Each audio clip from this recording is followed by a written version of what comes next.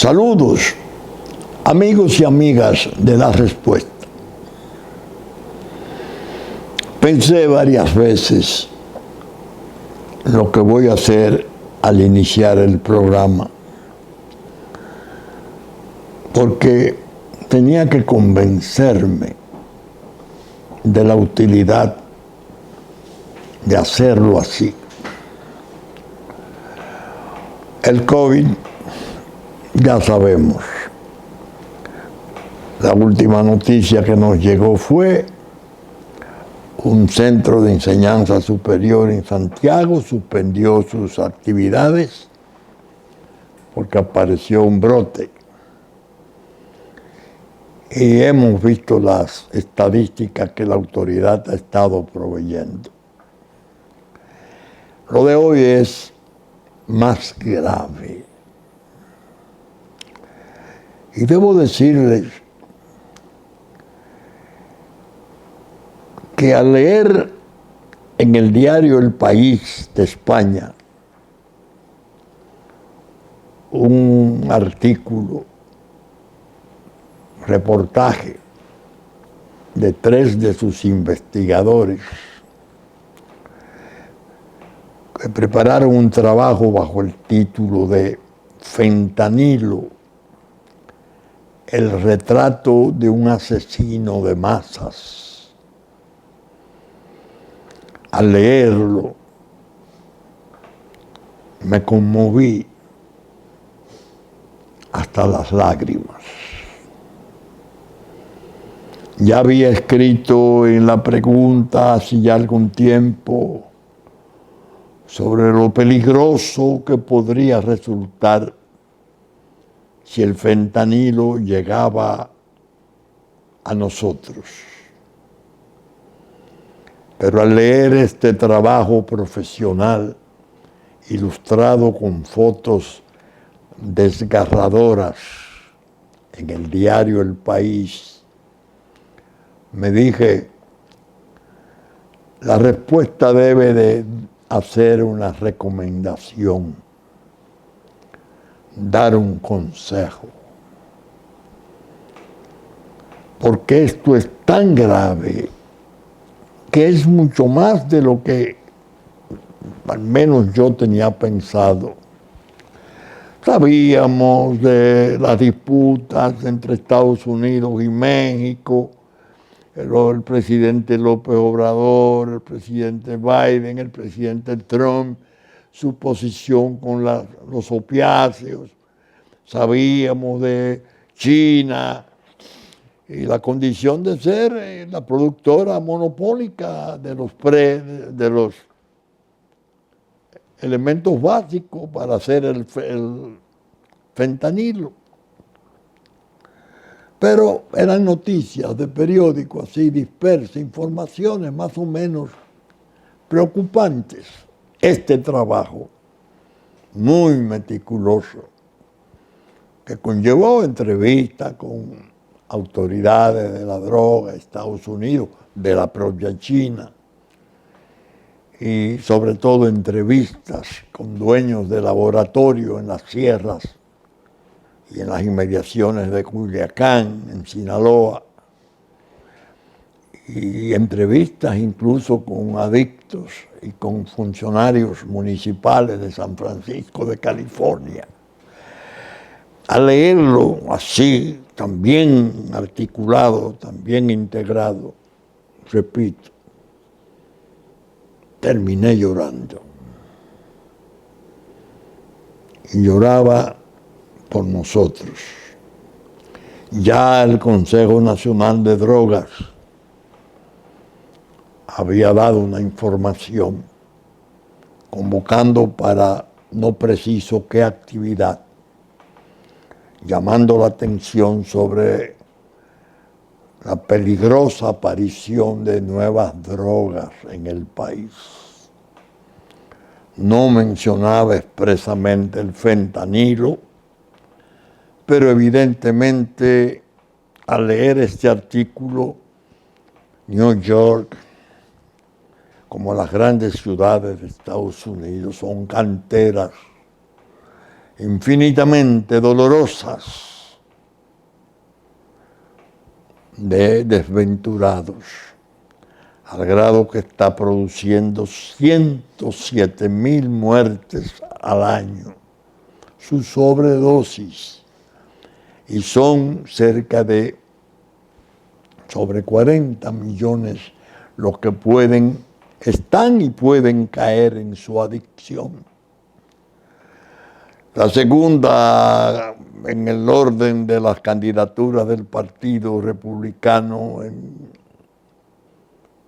llegó a decir que el fentanilo le ha producido a Estados Unidos más muertes que las guerras de Vietnam, de Corea y Afganistán. Una verdadera guerra terrible. Esto es más grave que la pandemia del COVID, que mató millones, ciertamente, y que todavía sigue haciendo estragos en la humanidad, pero nada como el fentanilo. ¿Qué hacer? Mi recomendación es quizás atrevida o utópica, y yo no me canso de hacerlas, mis recomendaciones, aunque no sean oídas. Es tan grave el problema que yo entiendo que la dirección política, especialmente alojada en los partidos mayores de oposición y gobierno, deberían de proveer y propiciar un encuentro de sus médicos, los médicos que puedan estar más cercanos en el conocimiento de estas tragedias, de una droga en capacidad de producir, imagínense ustedes, es 50 veces más poderosa que la heroína. Y dicen los expertos del artículo de referencia que comprobaron por los testimonios y las consultas profesionales que hicieron que es tan devastadora que nunca la víctima vuelve a sentir la impresión primera. Todo lo que se va es escalando hacia la muerte. Zombies deambulando en las calles de las grandes ciudades norteamericanas. Pero multitudes. Ya hay en San Francisco y creo que en Filadelfia, según describe, barrios, vecindarios que los propios ayuntamientos han reservado para dejárselo habitar y ahí hacerle llegar los recursos cuando hay sobredosis. Desesperadamente se podría considerar que es el problema mayor y más peligroso que enfrenta la salud del mundo. ¿Qué deberíamos de hacer? Dar las espaldas, cerrar los ojos, entender que eso ocurre por allá y no viene aquí. No. Viene porque nosotros tenemos una diáspora dispersa en todas partes del mundo. Y ya no solo está en Estados Unidos, en Europa también. Y lógicamente, hay que entenderlo, ya debe de estar aquí, como dice el Consejo Nacional de Drogas. ¿Qué propongo? Ya que los políticos de los mandos superiores de los partidos políticos son tan renuentes a conversar, están tan negados a confluir en los problemas comunes, en las grandes desgracias de la nación, por lo menos que promuevan a sus profesionales para hacer una especie de seminario cerrado y que por consenso y con todo el apoyo técnico que sea posible, se dicten leyes especiales, adicionales a toda la legislación que tenemos para tratar el gravísimo trastorno de la droga. Frente a ese monstruo que terminaría por destruirnos, el fentanilo. Los padres, las madres, deben de ser también provistos de información para que adviertan a los pequeños, a los hijos, a los adolescentes, para que estén alerta ante el ataque terrible del fentanilo. El diario El País, innegablemente, hizo un trabajo no solo conmovedor de hacer llorar, sino aleccionador, una advertencia enorme a la humanidad de que por ahí puede llegar la desgracia mayor de todos los tiempos. Así que observen ustedes que dije al principio que pensé varias veces cómo comenzar el programa. He llegado a su entendimiento en condiciones tales que mis preocupaciones puedan pasar a ser preocupaciones de ustedes. Hay que generalizar la información sobre este peligro inmenso. Es una especie de tsunami, pero sobre toda la isla, sobre todo y sobre todo nuestro Estado-nación. Las poblaciones pueden sufrir estragos irreparables. Y lo que se desprenda de una catástrofe de esas características, nadie estaría en condiciones de poderlo describir. Así pues que entiendan por qué inicié el programa en esta forma tan dolorosa. Bien, las guerras, Dios mío, el asunto ha degenerado y va arrimándose hacia un escalamiento espantoso. La última novedad es que Pakistán e Irán entran en confrontación porque Irán lanzó unos cohetes sofisticados y contra unas instalaciones en territorio de Afganistán donde supuestamente había una especie de cónclave de oficiales israelitas y pakistaní, porque murió un general o un coronel importante en el ataque. Rompen las relaciones. Los hutíes de Yemen insisten en devolverle a Estados Unidos, al Reino Unido y a todas las naciones que están cuidando el paso necesario para poder darle paso a los buques mercantes hacia el canal de Suez, recibiendo a su vez ataques tremendos de respuesta de Estados Unidos. Ya uno de sus barcos mercantes fue alcanzado y hay el peligro de que fragatas misilísticas, cruceros y hasta portaaviones que están en esa mar puedan ser alcanzados y no se sabe cuáles pueden ser las proporciones de la respuesta.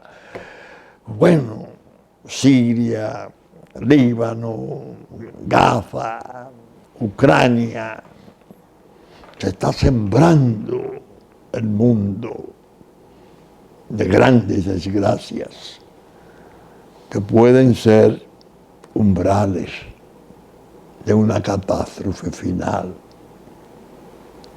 Bien, la respuesta quiere ahora dedicarle esta tercera versión, esta tercera vertiente del programa al problema de Haití. He sido partidario de que las noticias de esa naturaleza deben de ser compartidas, usadas con conciencia, con una conciencia profunda y un gran amor a la patria. No reñirnos, no enrostrarnos en una lucha que siempre es bajuna, como toda contienda electoral, sino entender que se trata de un mal de todos y de peligros abarcantes de la seguridad de todos. Entonces, tengo dos cortos editoriales del Listín Diario. Uno del 13 de enero del 2024, interesantísimo. Y otro del 17 de enero, el primero bajo el título La solución tiene que ser dominicana. Este es un editorial en el cual el Listín Diario censura la torpeza o la ingenuidad, llámensele como se quiera, la felonía, diría yo, de quienes pudieron avivar el error de ir a Washington a reunirse en OEA ante el señor Almagro con nadie, con un gobierno de facto que termina en estos días, a pactar sobre la cuestión del canal de Dajabón, del río Dajabón. ¿Pactar con quién? Con un fantasma, con una tribu fantasmal, y abandonar incluso posiciones muy sensitivas de la República. Pero yo quiero este editorial de Listín asumirlo como si fuera editorial de la respuesta. Las reabiertas negociaciones entre Haití y nuestro país por el diferendo del canal derivador del río Masacre no lucen prometedoras. El contexto en que se producen sigue siendo el mismo que condujo a las duras respuestas y exigencias dominicanas y del otro lado a la firme postura de Haití de no transigir frente a ellas. El meollo del problema está en el usufructo no regulado por República Dominicana de las aguas del Masacre por parte de Haití, que ve en esa obra una fuente para su subsistencia. El primer acuerdo de estas nuevas negociaciones ha sido el de escoger una organización extranjera calificada para, comillas, determinar la realidad hidrológica, ambiental y social de la cuenca del Masacre. Según el comunicado oficial dominicano, ambos países exploraron diversas opciones para llegar a una solución justa, equitativa y razonable del conflicto. Algo poco confiable si se toma en cuenta que la contraparte, Haití, digo yo, está representada por un gobierno de facto, a punto de terminar, fantasmal. Digo yo, esta sola condición de gobierno de facto hace que sus decisiones carezcan de real legitimidad. Por tanto, son mínimas las garantías que como Estado fallido pueda dar a la hora en que un veredicto internacional pretenda hacer valer los términos del Tratado de Paz y Amistad Perpetua y Arbitraje de 1929, ignorado por Haití al construir el canal a la Cañona. Esperar una solución armoniosa, comillas, de un gobierno que ni siquiera puede cumplir con sus propias obligaciones frente a las necesidades del pueblo haitiano, pero que tampoco ha dado señales de interés o vocación a ceder ni respetar acuerdos, conduce de antemano estas conversaciones por un derrotero incierto. Antes que confiar en las expectativas de un acuerdo común de buena fe, la solución al problema debe de ser eminentemente dominicana, la de represar el río en nuestro territorio para evitar un desfogue mayor de agua desde Haití. Haití ha mostrado posiciones más duras y hostiles frente a la República Dominicana en cualquiera de los escenarios que regulan sus relaciones bilaterales.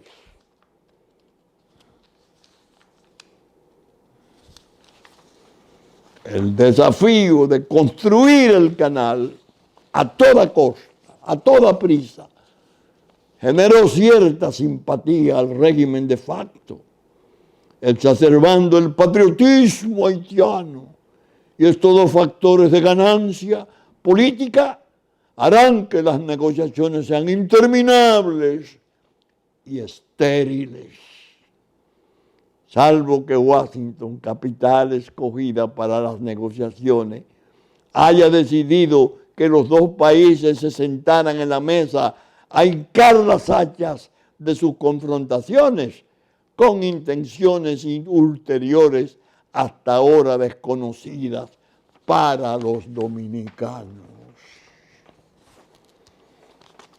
Brillante la editorial y la respuesta lo asume como propio. Ya lo habíamos dicho en una pregunta.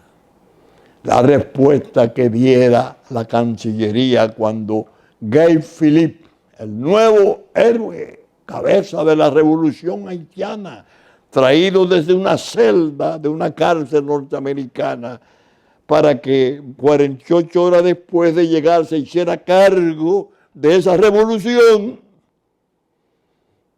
que dicen los otros es una contrarrevolución anticipada, porque hay fuerzas sanas que podrían establecer un régimen democrático dentro del marco del siglo XXI.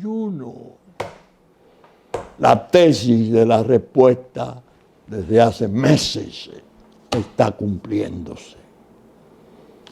Dice esto, este otro editorial del 17 de enero del 2024. 7 semanas después de su regreso a Haití, procedente de una prisión de Estados Unidos, el temible Guy Philippe, ha comenzado un plan de movilización social para sacar al gobierno de facto de Ariel Henry. El gobierno con que estamos negociando, eso que se anunció como un acuerdo armonioso. El comandante de la policía haitiana, Philippe, es un hombre de amplios precedentes en la utilización de la violencia para subvertir las instituciones de su país. También une a su experiencia subversiva prestarse a objetivos de otros países para derrocar gobiernos y facilitar invasiones militares que en ocasiones les han pagado con arresto, extradición y cárcel. Digo yo, por participar en protección del narcotráfico internacional. digo yo. Ahora, el cotizado líder golpista tiene una agenda clara. Dice, ha llegado el momento de derrocar este sistema que se regenera constantemente, ha dicho en un mensaje. Para materializar el objetivo que impulsa, no sabemos si es suyo o él es solo un instrumento. Acaba de llamar a la desobediencia civil y a prepararse para la revolución y el inicio de los combates. Pocas horas después, varias regiones de Haití estaban en llamas, las vías bloqueadas, el comercio con mercados dominicanos cerrado y Filipe ganando adeptos contra el gobierno. Guy Philippe está apurando el paso antes de que el día 26 de este mes la Corte Suprema de Kenia decida finalmente si autoriza el envío de tropas pacificadoras a Haití. Con este panorama al frente, el gobierno y la sociedad dominicana en su conjunto tienen que extremar las precauciones para evitar que el previsible agravamiento del caos en Haití se descargue hacia el país. La situación es digna de la mayor expectativa y de actuar con cabeza fría para que la República Dominicana no quede envuelta en la tolvanera que empieza a levantarse. Señores, la respuesta y la pregunta que produce el doctor Marino Vinicio Castillo, quien tiene el alto honor de hablarles, hace meses que describió eso. Y a medida que fueron apareciendo esos datos últimos de Guy Philippe, y Guy Philippe llamando a la revolución, esa tesis que sostuvimos se hace más veraz que nunca. Esta semana apareció Metamorfosis de lo insular, lo regional y mundial. La pregunta, donde se describe el papel eventual de China, de Rusia, de Venezuela, de Nicaragua, de Cuba, que al parecer en el vacío político que la terminación de los plazos del gobierno de facto se cumplen ahora en febrero, tenían o tienen algún tipo de irrupción en los escenarios para ver quién va a tomar el poder. Se está dando una especie de proyecto de revolución y una contrarrevolución anticipada. ¿A qué vienen los 1000 hombres de Kenia, que son fuerzas especiales, no simples policías? Fuerzas especiales con experiencias dramáticas, terribles, de pacificación en África. ¿A qué vienen? El 25 se dará un fallo en una corte para darle luz verde si es posible o no venir, porque la aventura es arriesgada. Cuando ONU dijo en su resolución, autorizamos del Consejo de Seguridad a una fuerza de Estado voluntario para que produzcan una expedición pacificadora en Haití, Kenia se ha ofrecido con 1000 policías, agregaba, y eso es bueno no perderlo de vista, ajena a nosotros. Es decir, ONU no se quiso comprometer con lo que viene a hacer esa fuerza. En mi opinión, ¿qué viene a hacer?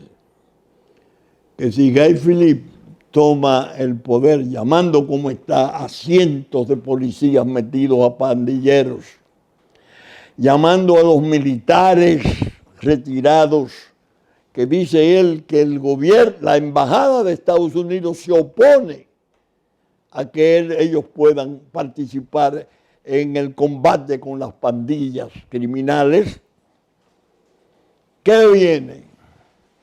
Un régimen que uno no se atreve a anticipar cuál será su índole, pero vienen a consolidar lo que aparezca, lo que se haya producido.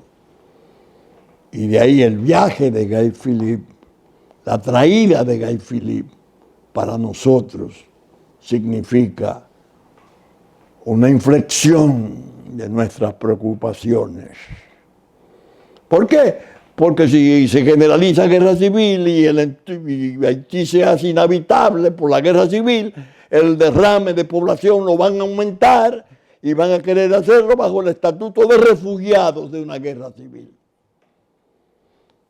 Y nosotros tendremos que responder. Y si respondemos en forma como debemos, defendiendo la soberanía, con nuestros ejércitos, el formal y el popular, que evidentemente nadie lo va a detener, porque están en todo el territorio, una previsible intervención multinacional de la isla toda. Ese es el tipo de descripción de la manera más suave y considerada que se puede hacer acerca de la explosiva situación que se está desarrollando en ese desventurado Haití. Nosotros, desde la respuesta, le damos una felicitación al Listín Diario por sus editoriales que han sido excelentes. Y pensamos que de muchas maneras coincidimos entre lo que hemos venido sosteniendo nosotros y lo que ellos están proponiendo ahora. ¿Cuál es la queja profunda de la respuesta? La negativa, la renuencia, el desinterés malicioso de confluir, de unirse para una defensa sólida de la patria. Lo que se pretende es, por el contrario, utilizar pormenores marginales, cosas que se pueden promover, no importa que sean fake news, que sean bulos, no. Y desacreditarse uno con otro. Pero no hay un interés fundamental, unitario, pese a la naturaleza de los peligros que ya están a la vista de todos. Bien, el programa yo lo quiero terminar haciendo el relato de algo que he vivido en estos días. Vinicio, mi hijo, tiene un programa en el canal, los canales 52 y 22, llamado Aló Vinicito, en el cual recibe llamadas del público y hace sus análisis. Él es candidato a senador por el Distrito Nacional. Y a mí me interesa oírlo para ver cómo va su propósito y la forma que expresa las posiciones de nuestro partido y las propias de su condición de candidato, apoyado como está dentro de una alianza con el Partido Reformista Social Cristiano, que es una especie de vertiente interesante, porque nosotros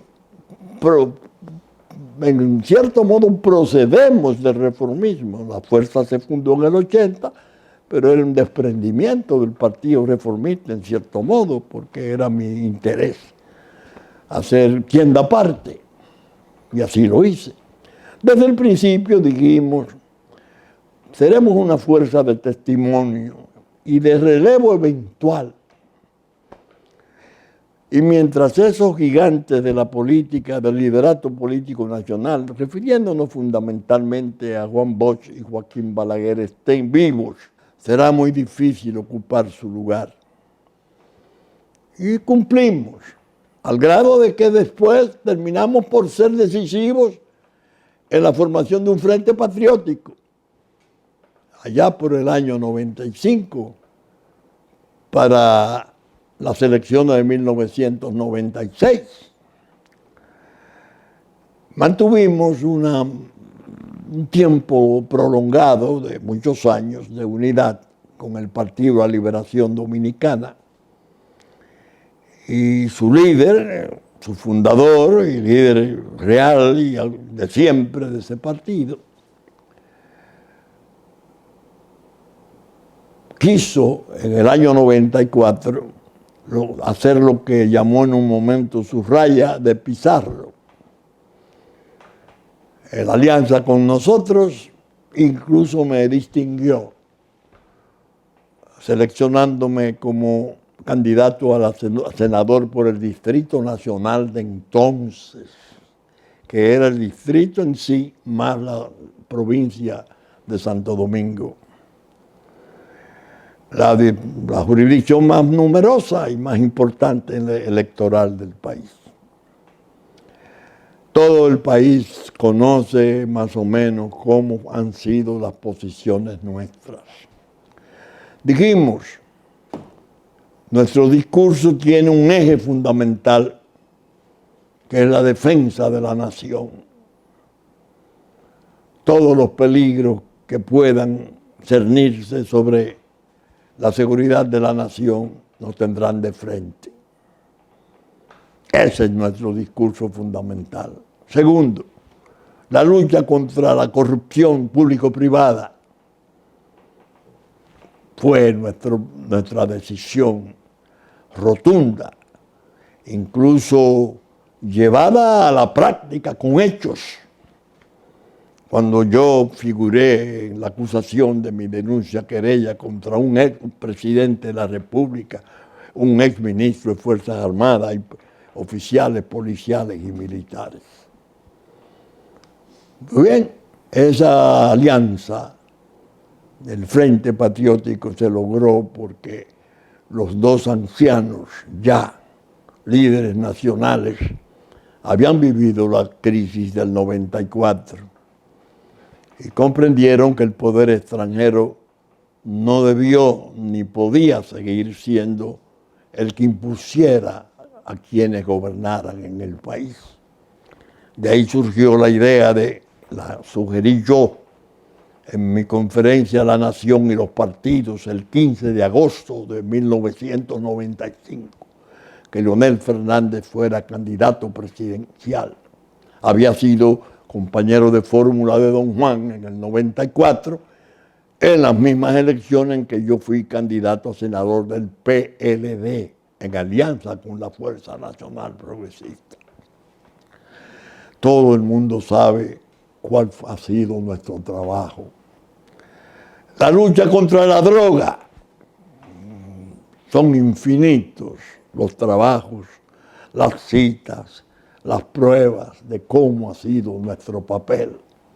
Incluso yo he dado notas de nuestros sufrimientos, de nuestras bajas, de la gente de la seguridad nuestra sacrificada, en hechos terribles, como ese que acaba de ocurrir en Ecuador, que el fiscal que va a investigar la ocupación de un canal de televisión se le mata horas después de su designación. Aquí hemos pasado peligros parecidos. Llegó un tiempo en que nos fuimos del poder y nos alejamos de esa alianza, porque el discurso nacional era totalmente necesario. Se estaba destruyendo el fallo 168, se estaba legislando en una forma vil con la ley 169, se estaba violando la identidad y la nacionalidad, la integridad territorial. Nosotros no podíamos permanecer con un gobierno capaz de hacer tal cosa. Bien,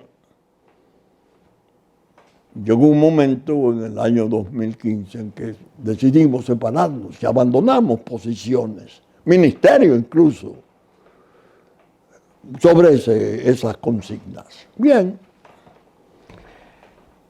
de ahí surgieron situaciones que hoy tienen que ser tratadas. A partir de este programa yo las trataré con detalle. Esa separación nuestra se ha querido desacreditar, acusarnos de ser mercenarios, de haber participado en actividades coincidentes con el presidente Abinader, como el pacto de nación que se firmara por todos los partidos, exceptuando los otros dos mayores, y como nuestro apoyo al muro, que fue idea originaria nuestra, propuesta del diputado Vinicio Castillo, y nuestras posiciones han sido sobre corrupción absolutamente intachables. Felicitamos al Ministerio Público Independiente y dijimos desde el principio, no queremos dar ningún tipo de opinión durante las investigaciones, porque estaremos en la calle y siempre es aventurado hacerlo desde la calle, sin las intimidades de los expedientes. Hicimos una especie de silencio para que las investigaciones prosiguieran. La República vivió semanas de asombro. Dios mío, se destaparon escándalos horribles, un saqueo absolutamente inmundo de recursos públicos. Los que están en investigación y los que están pendientes, con el país atento a que se produzcan los sometimientos del lugar, tales como la visita sorpresa, tales como la de las sedes, que esa tiene incluso como signo de la gravedad, que solo aquí en bancos nacionales hay 3.000 millones congelados de un cuñado del presidente de entonces, Danilo Medina. Una cosa espantosa. Nuestra posición ha sido, y ahora, en los últimos tiempos, viendo ese programa de Vinicio, yo tuve oportunidad de ver algo que él suscitó. Reprodujo un video en su programa, en el cual aparece un muy importante dirigente de la Fuerza del Pueblo. Yo diría que es un dirigente crucial, medio ideólogo, brazo derecho el doctor Fernández y abierto hacia el mundo de las izquierdas. Brillante en muchos sentidos. Hizo una descripción en ese video que se reprodujera, pasmosa, de por qué se habían ido del PLD y por qué habían tomado la decisión de formar la Fuerza del Pueblo. De todas las declaraciones, incluyendo la del propio doctor Fernández, que fueron duras sobre que había que impedir el Trujillo del siglo XXI, que el partido de Juan Bosch se había desvanecido, explicando los fraudes en la convención que le robaron. De todas esas declaraciones del grupo dirigencial de la Fuerza del Pueblo, yo no había oído las del señor Manolo Pichardo, un amigo. Ahora sucede que de esa cúpula de la Fuerza del Pueblo se desata una campaña atroz contra la Fuerza Nacional Progresista, contra la familia, incluso alcanzando a la familia. Y Manolo Pichardo es importante, ideólogo del partido Fuerza del Pueblo. También, ¿no?, ha participado en las imputaciones contra nosotros. Entonces yo le dije a mis hijos, miren, ese video de Manolo Pichardo, consérvenlo. Y se debe de estar usando como un spot hasta el día 14 de mayo. ¿Por qué? Porque es el resumen más objetivo, justo, serio, que yo he oído en la descripción de la satrapía de Danilo Medina. Lo describe en una forma impresionante y les dice, claro, mafias. Y tenían su director que desde el centro del poder dirigía todos los departamentos para el saqueo. Una cosa, 4 minutos son. Yo lo iba a traer hoy para insertarlo en la respuesta. Y lo haré en un programa futuro, no hoy. Porque después pensé, es bueno dejar que avancen los días y ver hasta dónde la fuerza del pueblo está decidida a enfrentarnos en la forma desgraciadamente vil en que lo han hecho. Y les dije, miren, cuando nos pidan explicaciones de por qué no seguimos junto a Leonel Fernández y su partido, pongan ese video y digan, eso pensaba el dirigente, uno de los dirigentes fundamentales de ese partido, sobre lo que fue la mafia de Danilo Medina. ¿Qué ha ocurrido? Que ellos se irritan con nosotros, porque nosotros hemos dicho, no los acompañamos, porque eso que ustedes han dicho lo decimos nosotros, pero vamos a usar sus afirmaciones, no solo las nuestras, para probar por qué no es posible reencontrarse con el crimen en las peores modalidades de delitos económicos inmensos, de saqueo, y el peor, crímenes de lesa patria, la entrega y venta del país. Ellos consideraron que era necesario unirse porque hay unas elecciones y unidos pueden ganar, y se llegan a pactar que el que quede en tercer lugar apoya al que quede en segundo, y vuelve todo como si nada hubiese ocurrido. Y sucede que los mercenarios somos nosotros, no ellos. ¿Cómo así? No. El país tiene que ser informado permanentemente de sus depredadores, de la gente que le ha hecho daño profundo, que es el caso de la cúpula de Danilo Medina. Porque el perdón, porque las cicatrices cierran las heridas, dice el doctor Fernández. Sí, doctor, nosotros entendemos eso. Y usted en el orden personal puede perdonar toda la persecución de la cual lo hicieran objeto, considerándolo como parte de un entente con un capo mafioso. Pero no puede perdonarlo por los daños a la patria, al Estado en su patrimonio por el saqueo y a la nación peor, por barrerle la identidad, por atentar contra sus símbolos, por entregarla, por venderla.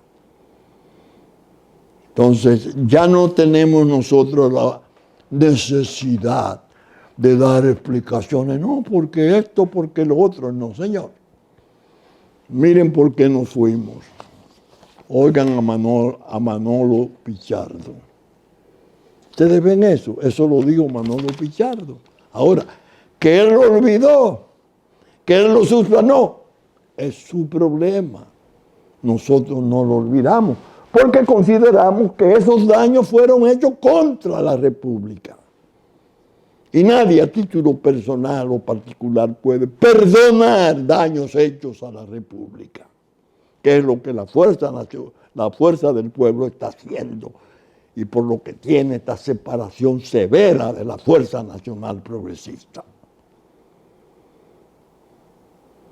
Como ustedes podrán advertir, yo toco el tema, pero no en la carrera electoral puramente, no. Y eso vendrá a medida que se acerquen más las contiendas, la municipal y especialmente la nacional, porque tienen en la base el trastorno de los descalabros que se infligieron a la República en su integridad territorial, en su identidad y en su patrimonio. Así las cosas, vamos a terminar el programa de hoy agradeciéndole su valiosísima atención y recordarle que estamos saliendo por Super Canal, Canal 33 de Claro, 3 del Cable, a las 11 de la mañana de domingo, que asimismo Teleimpacto nos retransmite a las 12 del mediodía, 9 de la noche de domingo, y en la mañana, el amanecer de lunes, que estaremos en YouTube a partir de las 12 del mediodía después de nuestra versión central. Agradecemos mucho su valiosa y honrosa atención. Muchas gracias y hasta entonces.